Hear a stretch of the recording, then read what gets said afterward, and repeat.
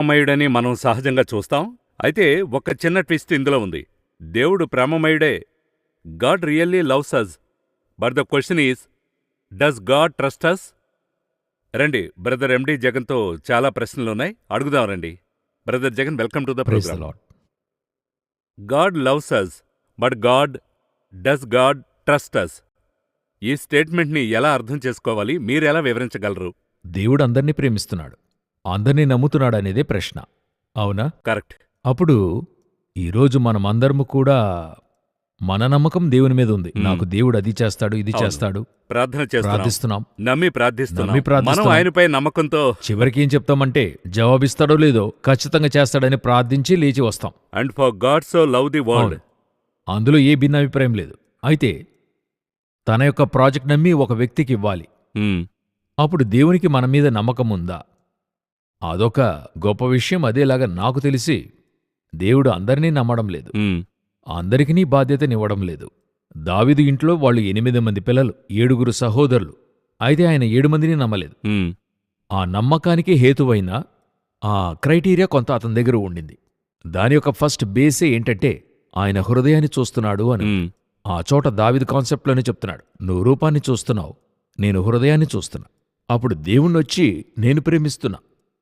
అప్పుడు నేను నిన్ను నమ్మాలంటే నన్నెందుకు నమ్ముతున్నావు? అంటే నేను ప్రేమగల దేవుణ్ణి, అందువల్ల నువ్వు నన్ను నమ్ముతున్నావు. అప్పుడు నేనెందుకు నిన్ను నమ్మాలి? నువ్వు ఎంతగా నన్ను ప్రేమిస్తున్నావనే కాన్సెప్ట్ ఒకటి ఉంది. ఇక్కడ అదే సమస్యగా ఉంది. అవును. మరి ఇంకా ఒక చిన్న ప్రశ్న. ఈ ప్రేమ నాకేవైనా దొరుకుతుందా, ఇస్తాడు అనే ప్రేమ, లేదా నన్ను నమ్మి ఒక విషయాన్ని చెప్తున్నాడు? సహజంగా ఏమంటే, పిల్లలను గమనిస్తే చాక్లెట్ దొరుకుతుంది టూర్కి వెళితే. చిన్నపిల్లలు, నాకు 3 పిల్లలు చిన్నతనంలో, ఈరోజు కాలేజ్ చదువుతున్నారు. ఏదైనా డాడీ తీసుకొస్తారని వెయిట్ చేస్తూ ఉంటారు. నేను దానికి తగినట్లు తీసుకొనొస్తాను. అయితే అందులో ఒక క్యారెక్టర్లో గల ప్రేమ. అయితే మా నాన్న తీసుకుని వస్తారో లేదో, ఆయన పైన నాకొక ప్రేమ. డాక్టర్ ఫోన్ చేసి, డాడీ ఎప్పుడొస్తారు, తాను ఏవైనా తీసుకొస్తారా అని అడగలేదు. సో ఇది ఎలా ఉంది? మన ప్రేయర్ ఆ బేసిస్లో చూస్తే మనము దేవునిపై చూపే ప్రేమ ఏ బేసిస్లో ఉంది అలాగని ఒక ప్రశ్నగా అడుగుతున్నాను. అవును. సామాన్యంగా ఇప్పుడు 4 ఫ్రెండ్స్ ఉంటారు, అందరితో సమానంగా మెలుగుతుంటారు. అందులో ముఖ్యంగా ఒకరిపై ట్రస్ట్ ఉంచుతారు. అందరి దగ్గర ప్రేమ మారదు. అందరూ ఒకే దగ్గరికి వెళ్తుంటాము, అన్నీ చేస్తుంటాం, అన్నీ షేర్ చేస్తాం. అయితే అందరికీ చూస్తే పర్టికులర్గా ఒక క్లోజ్ ఫ్రెండ్ ఒకడు ఉంటాడు.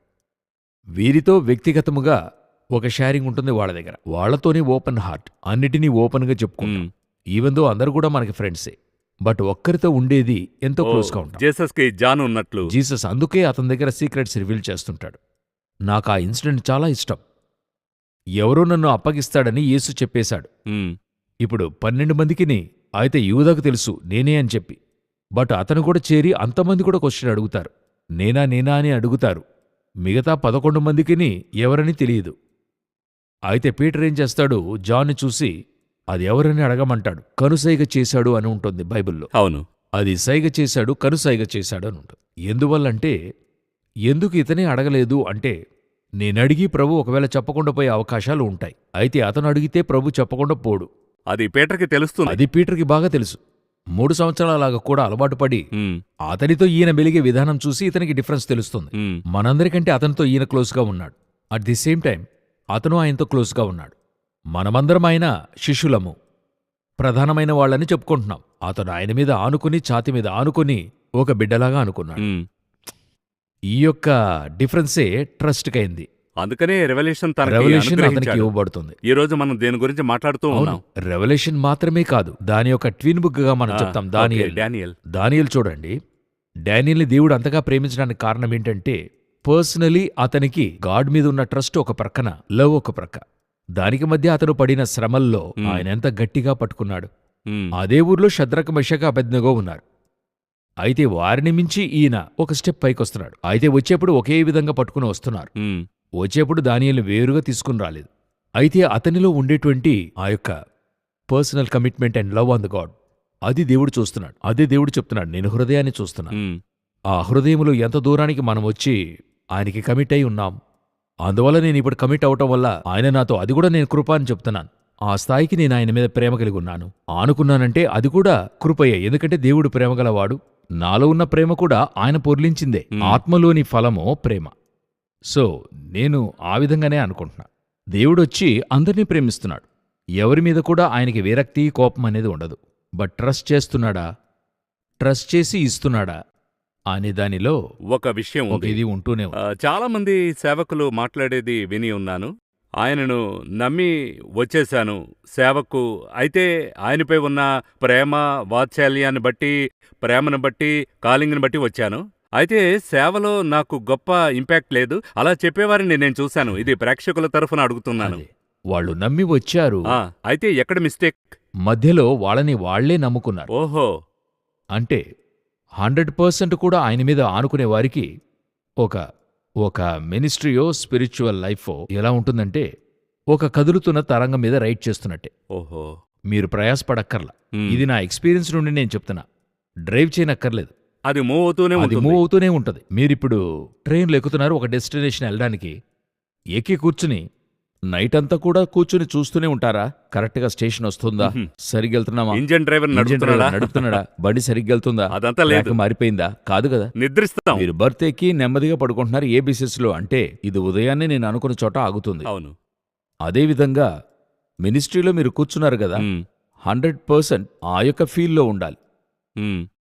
ఫ్లైట్లో ఎక్కి మనం 34,000 అడుగుల్లో ఉన్నప్పుడు ఇతను సరిగ్గా కిందకి దింపుతాడా అనే భయము ఉండదు కదా. మన పాటికి వెళ్తున్నాం, డెస్టినేషన్కి వెళ్తున్నాం, ధైర్యంగా చెప్పి వెళుతున్నాం. నేను 4:30కు ల్యాండ్ అవుతాను, నన్ను వచ్చి పికప్ చేసుకోని. ఈ యొక్క ట్రస్ట్ ఇంతకంటే ఒక స్టెప్ అధికంగా దేవుని మీద రావాలి. నేను ఒక దగ్గర ట్రైన్లో కూర్చుని ఆ తర్వాత ట్రైన్ నేను నడుపుతూ ఉన్నా. రెండవది, మనల్ని నమ్మి ఇచ్చేవారు, ఓహో ఇతనే నమ్మి ఇచ్చారు, వచ్చే నెల ఇస్తాడా. సో చూడండి ఎక్కడ ట్విస్ట్ మారుతుందో. ఈ స్థలంలోనే నేను పని చేయనారంభిస్తున్నాను. అదే దేవుని దగ్గర ఎలా నమ్మి చేపట్టానో ముగింపు వరకు విశ్వాసమునకు కర్తయు దానిని కొనసాగించువాడనే బైబిల్ చెప్తుంది. నిరీక్షింపబడు వాటి నిజస్వరూపము అదృశ్యమైన ఉన్నవనుటకు రుజువు. ఎలా ఇదే విధంగా ఆరంభించారో అలాగే ముగించాలి. నాకు మధ్యలో ఏమవుతుందంటే పొందుకునేటువంటి ఎక్స్పీరియన్స్ ఆ ముందుగానే, అవును, ఆ స్ట్రాటజీ మరొక లెవెల్కి నేను వెళ్ళానని ఫీల్ అవుతున్నాను. నేను కొంత పెద్దవాడినయ్యాను, మినిస్ట్రీలో కొంత పైకొచ్చాను. ఆత్మీయ జీవితంలో ఇప్పుడు నేనేం చేయాలంటే ఈ విధంగా నా మినిస్ట్రీ చేయాలి. ఇప్పుడు మరొక లెవెల్కి వెళుతున్నప్పుడు నేను కడుతున్నా, నా మినిస్ట్రీని నేను మరొక లెవెల్కి తీసుకెళ్తున్నాను. ఇప్పుడు మినిస్ట్రీ పెరిగింది, ఖచ్చితంగా ఇటువంటి ఒక ఇన్ఫ్రాస్ట్రక్చర్ నాకు ఉండాలని చెప్పి. మీకు ఎటువంటి ఒక ఇన్ఫ్రాస్ట్రక్చర్ ఉండాలనేది మీరు వచ్చినప్పుడు డిసైడ్ చేసిన దేవుడు మరొక ఘట్టానికి డిసైడ్ చేస్తాడు. ఆయన డిసైడ్ చేస్తాడు. మోషేను తీసుకెళ్లి ఫరో యొక్క అంతఃపురంలో ఉండాలని డిసైడ్ చేసిన అదే దేవుడే మిద్యాను దేశంలో అరణ్యములో ఉండాలని చెప్పి డిసైడ్ చేస్తున్నాడు. అవునా? అప్పుడు ఆయనకి ఎక్కడ ప్లేస్మెంట్ అనేది ఎలాగ ఇతన్ని ఎలా ఉంచాలో తెలుసు. మోషే ఐగుప్తులో ఉన్నప్పుడు ఐగుప్తుల సకల విద్యలోనూ ప్రవీణుడైన అపోస్తలులో ఉంది. అయితే మిద్యాను దేశంలో ఉన్నప్పుడు దేవుని యొక్క దీనిలోనికి వస్తున్నాడు, ధర్మశాస్త్రానికి రెడీ అవుతున్నాడు. మిగతా 40 సంవత్సరాల అరణ్యంలో దేవుని యొక్క ధర్మశాస్త్రంలో అతను ప్రవీణుడయ్యాడు, అలా నడిపించబడుతున్నాడు. సో అదే చెప్తున్నాను, గాడ్ యొక్క ప్లేస్మెంట్. ఆరంభించినవాడు ముగించుటకు సమర్థుడు, ఆయనకిచ్చే పరిగెత్తాలి. మనమేమనుకుంటున్నాం, ఇంకొకటి ఉంది, టైం ఫ్యాక్టర్. ఈరోజున్న గొప్ప సమస్య టైం ఫ్యాక్టర్. ఏంటంటే ఒక ఐటీలోనో లేక ఎంఎన్సీలో పనిచేసే వాళ్ళు ఏమనుకుంటున్నారు, ఇన్ని సంవత్సరాల తర్వాత ఇలా సెటిల్ అయిపోవాలి. ఒక ప్యాకేజ్. ఒక తమ్ముడు నాతో ఇలా చెప్పాడు, ఒక 25 నుండి 30 సంవత్సరాల లోపల సెటిల్ అయిపోవాలన్నా. నేను అడిగిన, ఆ తర్వాత ఏం చేస్తావు? జీవితం బోర్ అయిపోదా అంటే, మన తల్లిదండ్రుల కాలంలో 58 వరకు పరిగెత్తి 58లో సెటిల్ అవుతారు, 70కి పైగా వారు అంతిమ దశకు వెళతారు. ఇప్పుడు వీళ్ళు అలా కాదు, వెంటనే. సరే, లోకానుసారంగా అది ఓకే అనుకోండి. మినిస్ట్రీలో అటువంటి థాట్ ఉంది, స్పిరిచువలీ. ఇప్పుడు ఎలాగుందంటే, సేవకొచ్చి 5 ఏళ్ళు అవుతుంది, ఇంకా స్థలం కొనలా. 5 సంవత్సరాలైంది మినిస్ట్రీ, ఇంకా 5 సంవత్సరాలు ఇలాగ అయిపోవాలని ఎవరేం చెప్పారు? జీసస్ క్రైస్ట్ మినిస్ట్రీలో 3.5 సంవత్సరాలు ఎటువంటి ఎక్స్పాన్షన్ అయింది, ఎంత దూరానికి వెళ్ళింది. ఆరంభంలో ఎలా ఆరంభించాడు, ముగించేప్పుడు ఒకడే సిలువు దగ్గర ఉండాడు, మిగతా వారందరూ వెళ్ళిపోయారు. ఇదే మన యొక్క ఇన్ఫ్రాస్ట్రక్చర్ని, మన యొక్క టైం ఫ్యాక్టర్ని అన్నిటిని కూడా వదిలేయాలి. అంటే ఈ లోక సంబంధమైన వాటి యొక్క ఈ యొక్క కాన్సెప్ట్ని పెట్టుకుని మన మినిస్ట్రీని చూడకూడదు. అనేకులు చెప్తారు, దేవుడొచ్చి ఎంఎన్సీ లాగా మినిస్ట్రీ ఏర్పరిచాడు, దేవుంది గుడ్ అడ్మినిస్ట్రేషన్. ఇది వీళ్ళు వాయిస్ వర్సాగా అర్థం చేసుకుంటున్నారు. దేవుడు నియమించింది చూసి లోకము చేసింది. ఈ లోకము మాడిఫై చేసుకుంటుంది, తన ఇష్టం వచ్చినట్లు మాడిఫై చేసుకుంటుంది. వీళ్ళేం చేస్తున్నారు, ఈ మాడిఫై చేయబడిన వర్షన్ని చూసి ఇదే విధంగా మినిస్ట్రీ చేయాలని అనుకుంటున్నాను. అదేమిటే వరల్డ్లీ ప్రిన్సిపల్స్ వేరు, కింగ్డమ్ ప్రిన్సిపల్స్ వేరు. ఎగ్జాక్ట్లీ 100% మీరు చెప్పింది అది కింగ్డమ్, ఇది డెమోక్రసీ. వరల్డ్లీ వరల్డ్ ఈ రోజు డెమోక్రసీలో ఉంది. ఎంఎన్సీ కంపెనీ వరల్డ్లీగా ఉంటుంది. అవును, దానికి అదే సరి. వాళ్ళు చేసే అన్ని ప్యాటర్న్స్ వాళ్ళకి సరి. ఇది తీసుకొచ్చి మినిస్ట్రీలో ఇంప్లిమెంట్ చేయడం కాదు. వీళ్ళు వెంటనే చెప్తారు, క్రైస్ట్ చూడండి ఒక అడ్మినిస్ట్రేషన్ చేసి పెట్టాడు, డబ్బు ఒకరి దగ్గర ఇచ్చి ఉంచాడు, ముగ్గురిని దగ్గరగా ఉంచుకున్నాడు, అన్నీ కరెక్ట్. ఇక్కడ కాదు కదా. అది చూసే వీళ్ళు కాపీ చేశారు వరల్డ్. అయితే వరల్డ్ ఏం చేసిందంటే చాలా మోడిఫికేషన్స్ చేసింది తనకి తగినట్టుగా. అవును. ఈ మోడిఫికేషన్ చేయబడిన డిజైన్ ని మీరు తిరిగి వైస్ వర్సాగా మినిస్ట్రీలో ఇంప్లిమెంట్ చేస్తున్నారు. వర్కౌట్ అవదు. బైబిల్ ఏం చెప్తుంది, ఇంకొకటి మర్చిపోకూడదు, ఈ థంబ్ ఇంప్రెషన్ ఒక్కొక్కరికి ఒక్కొక్కలాగా ఉంటుంది, వేరువేరుగా ఉంటుంది, యూనిక్. అదేవిధంగా మీ డిజైన్ యూనిక్. అశ్విన్ లాగా ఒకరు ఛానల్ ఆరంభిస్తున్నారు. అయితే అశ్విన్ దైన అన్ని రిజల్ట్లు వాళ్ళకు వస్తాయా అని చెప్పలేము. ఆయన వేరే. అవును. అశ్విన్కి ఇవ్వబడిన కృప వేరే, ఓపెన్ డోర్స్ వేరే, అది తీసుకెళ్లే విధానం వేరే. నేను ఇవాంజలిస్ట్, అందరి ఇవాంజలిస్టులు నాలాగే ఉండాలనేది చెప్పలేం. ఒక పాస్టర్ లాగా అందరు పాస్టర్లు ఉండాలనేది చెప్పలేం. అదేవిధంగా మినిస్ట్రీ ఒకరికి ఉన్నట్టుగా మరొకరికి ఉండదు. ఒక్కొక్కరికి యూనిక్ డిజైన్. ఆ డిజైన్ని హెవెనే చేస్తుంది. అదే ఇక్కడ గొప్ప విషయం. నువ్వు కూర్చో ఆ స్పేస్ షిప్లో, అది మీద ట్రస్ట్ నన్ను ట్రస్ట్ చెయ్యి. ఇక్కడ ట్రస్ట్ తీసుకెళ్లి నిన్ను స్పేస్ స్టేషన్ లో వదిలేస్తుంది, మధ్యలో నువ్వేం చేయొద్దు. నువ్వు వేరే ప్లాన్ చేయరు. ఏదైనా ప్లాన్ వేస్తే మార్స్కి వెళ్తావు, మూన్కి వెళ్ళిపోతావు. నువ్వు వెళ్లాల్సిన డెస్టినేషన్కి నేనే తీసుకెళ్లి వదిలేస్తా. అటువంటి ట్రస్ట్ దేవుని మీద ఇప్పుడు తగ్గిపోయింది. అయితే లవ్ ఉంది, ఆ ప్రేమ ఉంది. తిరిగి దేవుని దగ్గరికి వెళ్ళి ఏడుస్తున్నారు, దేవుణ్ణి కదిలిస్తున్నారు, నాకు అది ఇవ్వండి ఇది ఇవ్వండి. అప్పుడు దేవుడేమనుకుంటున్నాడు, ఇప్పుడు నువ్వు అడిగేది తప్పుగానే అడుగుతున్నావు, ఏడ్చి. పిల్లవాడు మన దగ్గర నాకిది కోనివు, మనకు బాగా తెలుసు వాడికి అది సూటబుల్ కాదని, కానీ అడుగుతున్నా. అయితే అడుగుతున్నాడు, ఏడ్చి అడుగుతున్నాడు, కొట్టుకులాడి అడుగుతున్నాడు, ఫాస్టింగ్ అండ్ ప్రేయర్ పెట్టి. కొందరు పిల్లలు ఫోన్ ఇవ్వకుండా పోయినట్లయితే ఒక 2-3 సంవత్సరాల పిల్లలు పడి ఏడుస్తారు. ఒక పీరియడ్ వరకును ఇవ్వకుండా ఉన్న తల్లిదండ్రులు సరే ఇవ్వండి బాగా ఏడుస్తున్నాడు అని చెప్పి, ఇప్పుడు ఇదే మ్యాటర్ స్పిరిచువల్గా జరుగుతుంది. ఇప్పుడు దేవుడేమనుకుంటున్నాడు, ఎప్పుడురా నా డిజైన్లోనికి నువ్వు వస్తావు. ఇదే ట్రస్ట్కి లవ్కి ఉన్న డిఫరెన్స్. అదే ఫాస్టింగ్ అండ్ ప్రేయింగ్ ఉండి దేవా నీ చిత్తానికి వదిలేశాను అన్నట్లయితే ఆ డిమెన్షన్ ఎలా మారుతుందో గమనించండి. రోమాలో ఎంతో చక్కగా చెప్తున్నాడు దేవుడు. ఇప్పుడు ఆ వాక్యని రోమాలో తీసి చూడండి. నాకది ఎలాగంటే ఇది ఎలాగా ఇంత అందంగా చెప్పగలం. రోమీలకు 8:26 ఆయన చెప్తున్నాడు, అటువలే ఆత్మయు మన బలహీనతను చూచి సహాయం చేయుచున్నాడు.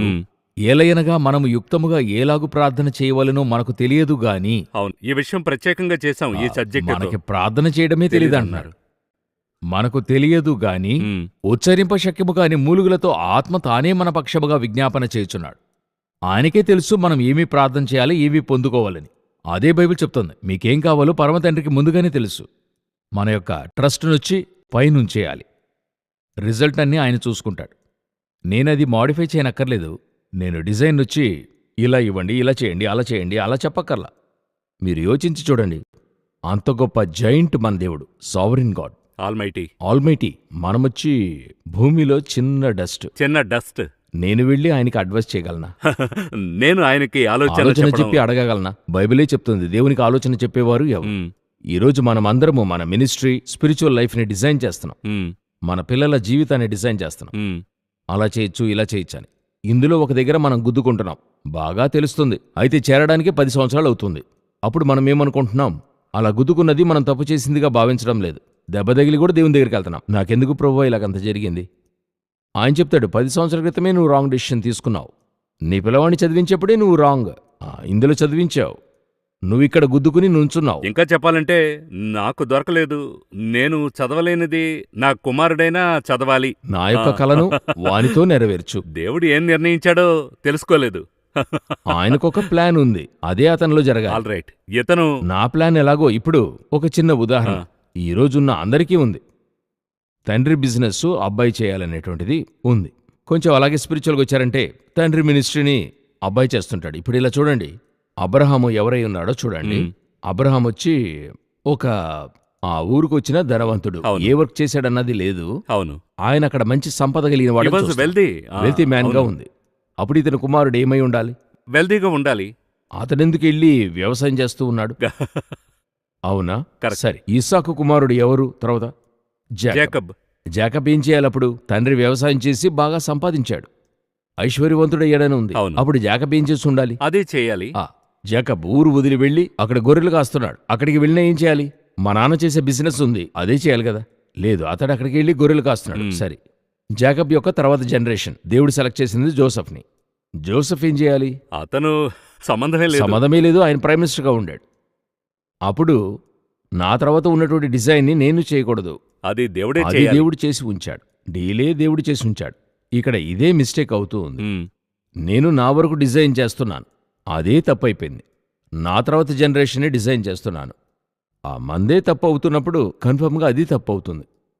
మనం మన దేవాది దేవుని దగ్గర అప్పచెప్పుకొని మీరు ఇచ్చారు. ఆయా ఫరో యొక్క కుమార్తె చెప్తూ ఉంది, మోషేను తన తల్లి దగ్గరిచ్చి నాకు పెంచి ఇవ్వమంటుంది. అదే దేవుడు చెప్తున్నాడు, నువ్వు పెంచి ఇవ్వు, అది ఎలా పెంచాలనేది నేనే చెప్తాను, డిజైన్ నేనే ఇస్తాను. మన పని దానికిలాగా చేసి ఇవ్వటమే, కట్టివ్వడమే. నేను వాళ్ళకేం చేస్తున్నాను? కూర్చుని, సార్ ఇదేం మోడల్ అండి, నేను ఇంకొక మోడల్ దీనికంటే బాగు చేస్తా. దేవుడు చెప్తాడు, నేను చూపించిన దాని వలె కట్టుటకు హెచ్చరిక కలిగి ఉండుము. నాకు తెలుసు ఎవరికి ఏం డిజైన్, ఎందుకంటే మన కోసం ఉంచిన డిజైన్ ఓల్డ్ని బేస్ చేసి కాదు, హెవెన్ని బేస్ చేసి. ఇది అర్థం కాకపోవడం వల్ల ట్రస్ట్ అన్నది లవ్ ఉంది. మనకెవరికి గాడ్ మీద లవ్ లేదని చెప్పలేదు, ఒక ట్రస్ట్ వచ్చి మన మీద ఆధారపడి ఉంది. అదే సమస్య. So does God love us, trust us అనడానికి పలు విషయాలున్నాయి. ఇందులోనే మీరు మోసెస్ గురించి చెప్తున్నప్పుడు ఒక చిన్న దేవుడైతే మాట్లాడుతున్నాడు మోషేస్తో, నీవు వెళ్ళుము అని. అయితే నన్ను పంపవద్దు ప్రభువా, నాకు మాటలు రావు. బైబిల్లో పలువురితో చెప్తున్నాడు, చెప్పినప్పుడు కొంచెం వెనకంజ వేస్తాడు. ఇప్పుడు మనం దేవుడు మాట్లాడలేదు అది రికార్డ్ అయి ఉంది బైబిల్లో. అప్పుడు ఏంటంటే గాడ్ మీద ఉన్న ట్రస్ట్ కంటే నా మీద ఉన్నటువంటి ట్రస్ట్ నాకు తక్కువగా ఉంది. నా బలహీనతలు నాకు తెలుస్తూ ఉంది. అయితే ఆయన పర్టికులర్గా బలవంతుణ్ణి సెలెక్ట్ చేయలేదు, బలహీనులనే సెలెక్ట్ చేస్తున్నాడు. ఎగ్జాక్ట్లీ ఆ పాయింట్కి వస్తున్నాను. యూజువల్గా ఒక సెలక్షన్, ఒక కంపెనీలో ఒక పోస్ట్కి క్వాలిఫికేషన్ చూస్తాం. అయితే ఇక్కడ దేవుని కింగ్డమ్ రూల్లో ఉండే క్వాలిఫికేషన్ అవన్నీ లిస్ట్ వేసి రివర్స్లో చూస్తున్నాం. ఇది చాలా ఇంట్రెస్టింగ్ గా ఒక విధంగా మీరు చూసినట్లయితే మన దేవుడు ఒక జెలస్ గాడ్. బైబిలే అలా చెప్తుంది. ఏంటి జెలస్ అని అడిగినట్లయితే, నేనే చేశాను, ఇంతటికి నేనే కారణం, ఆ నేమ్ ఆయనకి దొరకాలి. ఏది కూడా ఆయనొచ్చి వదులుకోవడానికి ఇష్టం లేదు. ఎవనికినీ నా మహిమను నేనిచ్చువాడును కాను అను. నీ దేవుడైన యెహోవాయే నీతో కూడా వచ్చువాడు. ఈ వర్డ్ని మనం చెప్పుకుంటూనే ఉండాలి, అదేవిధంగా నడిపిస్తాడు. ఎందుకంటే అపోస్తలుడు పౌలు ఎంటీ చేసుకుంటూనే ఉన్నాడు. అవును, ఎంత విద్యను అభ్యసించి. గిదియోన్ దగ్గర ఆయన చెప్తాడు, ఎంతమంది ఉన్నారు, ఆయన ఒక థౌజండ్స్లో చెప్తాడు, లేదొద్దు అందరినీ పంపు, 300 మందే సెలెక్ట్ చేయబడతారు. చివరికి క్యాలిక్యులేషన్ మిస్ అవుతుంది. వారు అధిక సంఖ్యలో ఉన్నట్టుగా చూస్తుంటాం. అవును, ఎందుకంటే నీతో కూడా ఉన్నవాని వలన జయించడం కాదు, నా వల్లే జయిస్తున్నావు. ఇప్పుడు మనమేమనుకుంటాం, ఇది నాకు చాలదు, ఇది నాకు చేయలేదు. గాడ్ ఒకటి చెప్పాడా, మీ ట్రస్ట్ ఆయన మీద 100%. అలా నా ద్వారానే జయించబోతున్నామని చెప్పి ఆ సమయంలో మనకి ఒక భయం వస్తుంది. ఇప్పుడు మీరు గమనించండి, క్యాలిక్యులేషన్ హ్యూమన్లీ నాట్ పాసిబుల్. అయితే దేవుడు చెప్తున్నాడు జయిస్తావు అని చెబితే మనకి నమ్మకం, విశ్వాసం లోపల గంతులు వేయాలి కదా. కానీ అందరికి అలా జరగడం లేదు. నేనొచ్చి హ్యూమన్గా ఆలోచిస్తూ ఉన్నా. చెప్పేశాడు, అవుతుందా, జరుగుతుందా లేదా, అవకాశం, ఛాన్సే లేదే. అవును, ఆ వర్డే ఆయనకి అవసరం. ఛాన్స్ లేదా, ఇప్పుడు ఛాన్స్ ఉంటుంది చూడండి. ఎందుకంటే 7 రోజులు చుట్టూ తిరిగి వస్తున్నారు, ఎవరితోనూ ఏంటి ఒక రాయి కూడా మూవ్ కాలేదు. అయితే చుట్టూ తిరిగే జనులు యోచిస్తారు కదా, కేకలు వేయమంటున్నారు, కేకలు వేస్తే ఏం జరుగుతుంది, అలా యోచించండి మనస్థితి. వీళ్ళు యోచిస్తున్నారు. నేనొక రోజు చుట్టాను, 7వ రోజు 7 సార్లు చుట్టాను. ఆ 7వ సారి చుట్టేంత వరకు కూడా అక్కడ రిజల్ట్ లేదు. ఇంతకీ దీనికి ముందు ఆ రహాబు చెప్తుంది, వణుకుతున్నారు, లోపల ప్రవేశించలేదు. నా కుమారునితో మాట్లాడుతున్నప్పుడు ఆ మార్క్స్ని తను చూపిస్తూ ఉన్నాడు. చూస్తూ నేను అడిగాను, మార్కు సరిపోతుందారా, మనకొచ్చి తర్వాత కాలేజీకి వెళ్తున్నప్పుడు మార్కు అవసరపడుతుంది కదరా అన్నప్పుడు వాడు చెప్పాడు, నయమాను ఆ 7వసారి మునిగి లేచినప్పుడే మీరు చూడాలి కుష్టు నయమైందో లేదానని. 6 సార్లు చూడకూడదు. వాడు ఇదే ఊడు చెప్పాడు, 6 సార్లు మీరు చూడకూడదు. అదేలాగా half yearly, quarterly, mid term అంతా చూడకూడదు, యాన్యువల్లోనే మీరు చూడాలి. కరెక్ట్గా అర్థం చేసుకున్నారు. ఆ విధంగా ఆ 7వసారి ఒకటి జరుగుతుంది. ఎరికోను చుట్టి వస్తున్నప్పుడు అంతవరకు కూడా మీ ట్రస్ట్ ఉమ్. ఆ ఓడ్ మీదే ఉండాలి. దేవుడు చుట్టమన్నాడు అని చెప్పి చుడుతూ ఉండాలి. వారికి చక్కగా అర్థమైంది. ఈ రోజున్న వారు చాలా అర్థం చేసుకుని ఉన్నారు. మినిస్ట్రీలోనే మనకు అర్థం కావడం లేదు. అర్థం కాలేదు. 3 సార్లు చుట్టాం, ఏం జరగలేదు. ఒక క్రాక్ కూడా లేదే గోడలో. సరే రేపు ట్రై చేసి చూద్దాం. 4వసారి వేస్ట్ అయ్యా. చుడుతూ వచ్చి ఇది ఎన్ని కిలోమీటర్లు చుట్టారని కూడా మాకు తెలియదు జెరికో. ఎందుకంటే ఆ పైనే ఎన్నో రథాలు అది పరిగెత్తేవిగా కాకుండా ఉండేవి. యుద్ధం చేయమంటే చుట్టూ తిరగమంటున్నాడే. ఆపోజిట్ గా ఉంది. ఏంటండి ఇది? మీరు డేవిడ్ దగ్గర ఆయన చెప్పేవన్నీ కూడా చూడండి. ఒక రాజు అలాగ చేయగలడా అని. ఉమ్, కంబలి చెట్లకు ఎదురుగా వారి మీద పడుము అంటాడు. ఉమ్, వాళ్ళు కోటను పాల్గొట్టుకుని లోపలికెళ్ళాలి. ఈయన్ని బ్యాక్ సైడ్గా వెళ్ళమని చెప్తాడు. పోమంటున్నాడు. ఒకరోజు చెప్తాడు ఇటువైపుగా వెళ్ళు. ఆయనకి తెలుస్తుంది ఈ సక్సెస్ నీ వల్ల కాదు, నా వల్లే అది వచ్చింది. కాకుండా దావీదు అడుగుతున్నాడు. He enquired. అవును, every time అతను each he and is- every time వెళ్ళి అడుగుతాడు. అడిగి ఆయన చెప్పినట్టుగా అది వచ్చి మనుష్య రీతిగా ఇప్పుడు ఇది సరి డేవిడ్ అడగడం జరిగింది. యోబు దగ్గర చెప్తున్నాడు తన మినిస్ట్రీలో, అతని సైన్యాధిపతి, నువ్వు బ్యాక్ సైడ్ నుండి లోపలికి వెళ్ళు. రాజా ఎందుకు బ్యాక్ సైడ్కి వెళ్ళాలి? మనం ఇలా కదా వెళ్ళాలి, నేను చెప్తున్నా నువ్వు చెయ్యి. అతడేమి యోచించుంటాడు, ఈ రాజేంటి ఏంటిది? పిచ్చితనంగా మాట్లాడుతున్నాడు. అయితే అదే దావీదు లెక్క పెట్టద్దు అని చెప్తున్నాడు. అయితే లెక్క పెడుతున్నాడు. హా. లేదు అదే లేదు, చెప్తున్నా. కాంట్రాస్ట్ అవుతుంది. ట్రస్ట్ మారింది ఇప్పుడు. అదే ఆ. చెప్తున్నాను కదా. అంటే ఒక స్థలంలో ఇలాంటి ఒక క్యారెక్టర్ కూడా స్లిప్ అవ్వడానికి అవకాశం అవును, ఉంది. ఒక స్థలంలో వాళ్ళు వాళ్ళ జనసంఖ్యను ఎన్నుకుంటారు. ఉమ్. జనసంఖ్య అది ఎన్నికన్నది ఓకే, ఓల్డ్ ఓన్లీ కార్యమే కదా. ప్యాకేజ్. ఈయన చేయకూడనిది అది. అవును. ఇదే నేను ఆరంభములో చెప్పాను. ఒక స్థలానికి నేను వచ్చినప్పుడు ఆ నేను స్థాయిలో అక్కడ ఆ స్థానంలో అందరూ చేసేది నేను చేయాలనుకుంటాను. పైకి వెళ్ళగా వెళ్ళగా పైకి పోను అదే డేంజర్ జోన్. అదే డేంజరస్ జోన్. దేవుడు చెప్తాడు ఇక్కడ ఆదిలో కలిగి ఉన్న ప్రేమ ఉమ్. ఇక్కడ ఎలాగుండేవో అలాగే లాస్ట్ వరకు ఉండు. రిమెంబర్ ద ఇక్కడ ఎలాగ ట్రస్ట్ చేసావో అదే విధంగా ట్రస్ట్ చేయి. ఇక్కడ నడిపించిన నేను అక్కడ నడిపిస్తాను. ఇప్పుడు నీకు జ్ఞానం కలిగింది, ఎక్స్పీరియన్స్ వచ్చింది, అక్కడ మరో లెవెల్కి వెళ్ళావు, మరో రెల్మ్లో ఉన్నావు. చాలా బ్యాటిల్స్ విన్ చేశావు. ఇందువల్ల ఇక మీదట నువ్వు తీసుకున్న తీర్మానం సరిగ్గా ఉంటుందని చెప్పలేదు. ఇక్కడ నువ్వు తీసుకున్న తీర్మానం తప్పుగా ఉండిందో అక్కడ తప్పు కావడానికి అవకాశం ఉంది. ఇక్కడ నన్ను ట్రస్ట్ చేసి ఎలా తీసుకున్నావో అక్కడ నన్ను ట్రస్ట్ చేసే తీసుకో. ఎన్ని సంవత్సరాలైనా ట్రస్ట్ చేసి తీసుకో. అదే 75 సంవత్సరాల వయసులో అబ్రహామును టెస్ట్ చేశాడు. 150వ సంవత్సరంలో టెస్ట్ చేస్తున్నాడు. జీవితమే టెస్ట్ టెస్ట్ గానే గా ఉంది. ఉంది. 22వ అధ్యాయంలో చెప్తాడు, శోధించి చూశాడు. ఇక్కడ ఎలాగ ట్రస్ట్ చేశాడో దేవుణ్ణి, విశ్వసించాడో అదే ట్రస్ట్ అక్కడ ఉండింది దేవునికి, అబ్రహాముకి ఆ దేవుని మీద. ఇప్పుడు మనం అంశం మార్చాం, test and trust test and trust. నిజంగా అదే ఉంది. మీరు అధికంగా దేవుని ప్రేమిస్తున్నారంటే అందులో మరొక పార్ట్ వచ్చి ట్రస్ట్ చేయడం. అందువల్ల trust and love is very parallel. మీరు లవ్ చేస్తున్నారంటే ట్రస్ట్, లేకపోతే కష్టం. ఈరోజు మనం దేవుణ్ణి లవ్ చేస్తున్నాం, ఎవరు లేదనలేదు, ట్రస్ట్ చేయలా. ఈ కాంబినేషన్ పెట్టుకుని చూడండి, ఆయన వరుడు, మనం వధువు. మనం ఆయన్ని లవ్ చేస్తున్నాం, కానీ ట్రస్ట్ చేస్తున్నామా? ఈచ్ అండ్ ఎవ్రీ విషయంలో. అది ఫినాన్స్ కానివ్వండి, ఫ్యామిలీ కానివ్వండి, పిల్లల భవిష్యత్తు కానివ్వండి, బిజినెస్ కానివ్వండి, మినిస్ట్రీ కానివ్వండి. నేను దేవుణ్ణి నమ్ముతున్నాను, అందులో మార్పే లేదు. బట్ ట్రస్ట్ ఉందా? అలాగే దేవుడు నన్ను ట్రస్ట్ చేస్తున్నాడా? ఈ బాండింగ్లోనే అన్నీ ఉన్నాయి. ఇలా ఫైనల్గా క్యాలిక్యులేట్ చేద్దాం. మనం ఇంకా ఒక టాపిక్లో ప్రారంభించాలనుకున్నాం, చివరిగా ఒక కార్యక్రమే ముగించబోతోంది. వేరే టాపిక్ టాపిక్లోకి వచ్చేసాం. బట్ ముఖ్యంగా ఒక ఫౌండేషనే మాట్లాడాం. అదేమంటే, does God love us, trust us? God loves us, but can God trust us? అయితే నేనేం ట్రస్ట్ చేస్తున్నానంటే, మనం మాట్లాడే టాపిక్ ఏది కూడా మనం డిసైడ్ చేసేది కాదు. దేవుడే మనం ఏదో మాట్లాడుతున్నాడు. ఒక విషయాన్ని తీసుకుంటున్నాం. ఇది యార్లోకి వెళ్ళి నేను సాక్ష్యం వినేప్పుడు అదర్ కాంటినెంట్ యూరోప్కి వెళ్ళేప్పుడో లేక యుఎస్కి ఇతర వెళ్ళేప్పుడో దేశాల్లో వెళ్ళినప్పుడు చూస్తే అక్కడ మనమిక్కడ రూమ్లో కూర్చుని ఎంతో క్యాషువల్గా ఒక విషయాన్ని డిస్కస్ చేసి మాట్లాడుతున్నాం. బట్ ఎక్కడో ఎవరికో దేవుడు అది మాట్లాడుతున్నాడు. అందులోకైనా ప్రిపరేషనే ఇది. నేను అలా చూస్తున్నా. అదొకటి. రెండవది, మనం ఇద్దరమే క్యాజువల్గా చేసినప్పటికీ మరి దేవుడు నడిపిస్తున్నాడనే ఒక వన్నెస్గా మాట్లాడుతున్నాం. సరే, అది నేను చాలా ఈ కార్యక్రమంలో నేను ఎంజాయ్ చేసేది. నేనే కూర్చున్నప్పుడు దేవుడు ఏం చెప్పబోతున్నాడని చాలా ఆతృతగా కూర్చుంటాను. ఇప్పుడే మనము ఆరంభించింది ఎక్కడో, ముగించింది ముగించేది వేరే. బట్ ఇందులో ఫైనల్గా ఏంటంటే, does God love us and trust us? అదే డేవిడ్ క్యారెక్టర్లో గాడ్ లవ్ దెమ్, నా హృదయానుసారుడు, ఒక దేవుని దాసుడు అని చెప్తున్నప్పుడు మనలో బలహీనతలు ఉన్నప్పటికీ అతను మనల్ని బాగా ప్రేమిస్తున్నాడు. ఇంకా మనం అర్థం చేసుకోవచ్చు, అయితే సేమ్ టైం దేవుడు చెప్పింది మనం గనక చేసామంటే మనకి పైగా కింగ్డమ్ ప్రిన్సిపల్స్ ఓపెన్ అవుతుందని చాలా క్లియర్గా అర్థమవుతుంది. ఫైనల్ టేక్ అవే ఒకటి ఆ. డేవిడ్ని పెట్టుకునే ఆ, చెప్దాము. అతను తప్పు చేశాడు, తిరిగి దేవుని దగ్గరికి వెళ్తాడు. ఉమ్, అతనికి ఒక ట్రస్ట్ ఉండింది. నేను తప్పు చేశాను నేను, బట్ తిరిగి అంగీకరిస్తాడనే ట్రస్ట్ ఆయనలో ఉండింది. ఎందుకంటే because of his love. Love ఈ ట్రస్ట్ అందులో వస్తుంది. కరెక్ట్. అదే నమ్మకము సౌల్లో లేదు. ఆ, అందువల్ల సౌలు ఏం చేస్తున్నాడు, సోది చెప్పేవారికే వెళ్తాడు.